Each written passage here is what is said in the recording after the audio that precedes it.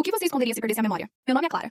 E até 6 meses atrás, eu era a esposa e mãe de família exemplar, vivendo o que parecia ser um roteiro de filme. Meu marido, Daniel, era a estrela. Ele era o CEO carismático de uma empresa de tecnologia financeira que valia milhões. O homem que fazia discursos inspiradores e aparecia em capas de revistas. Tínhamos 2 filhos maravilhosos, uma casa que parecia saída de uma revista e uma vida financeira que beirava o irreal.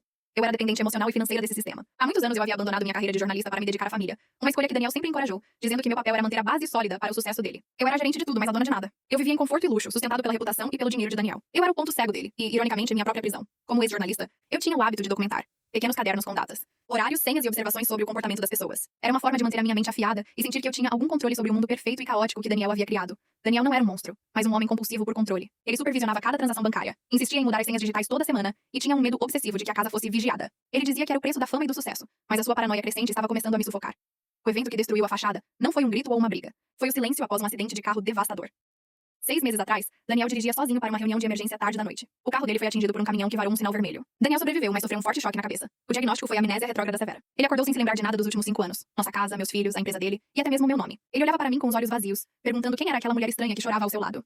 Eu estava devastada. Mas o gatilho real veio uma semana depois, quando a vida de Daniel estava segura, mas a minha desmoronava. O CFO da empresa de Daniel me ligou, dizendo que precisava de acesso urgente às contas da holding para cobrir um rombo financeiro inesperado. Eu disse que não tinha senhas. O CFO, em pânico, disse que Daniel havia esvaziado as contas de emergência nas últimas semanas antes do acidente e que havia uma auditoria federal agendada para o final do mês.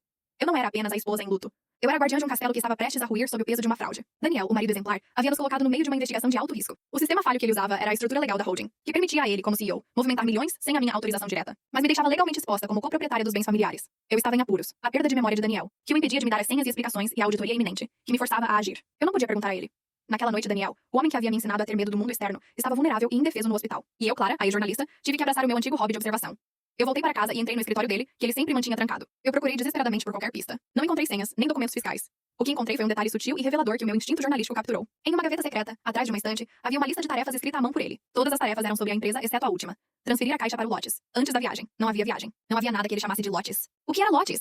E o que estava naquela caixa? Eu não sabia o que ele estava escondendo, nem porquê, mas o mistério da caixa se tornou meu único foco. O nosso conflito não era mais sobre um casamento sufocante, mas sobre a ocultação de um padrão predatório que ele havia tentado desesperadamente esconder antes que a amnésia o protegesse de responder por ele. Eu tinha 10 dias antes da auditoria. Eu precisava desvendar o que era Lotes e o que estava na caixa antes que a minha vida e a dos meus filhos fosse destruída pela auditoria federal. A minha jornada de documentação havia começado. A lista de tarefas de Daniel, com aquela última anotação misteriosa, era o mapa do tesouro ou a chave para a minha ruína. Eu não podia contar a ninguém, nem mesmo a minha mãe, sobre a auditoria iminente ou sobre o CFO histérico. Meu marido estava indefeso no hospital, mas o fantasma do seu controle e das suas ações passadas pairava sobre a casa.